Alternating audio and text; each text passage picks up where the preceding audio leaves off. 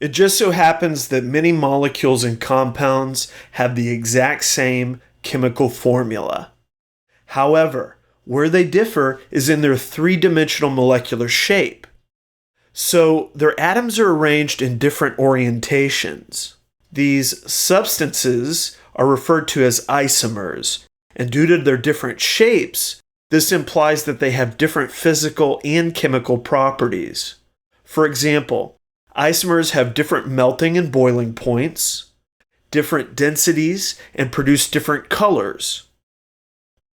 There are three broad categories of isomers.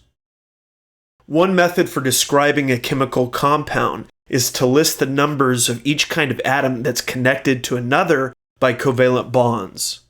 Take, for example, butane and isobutane. Each molecule has 4 carbons and 10 hydrogens, but clearly there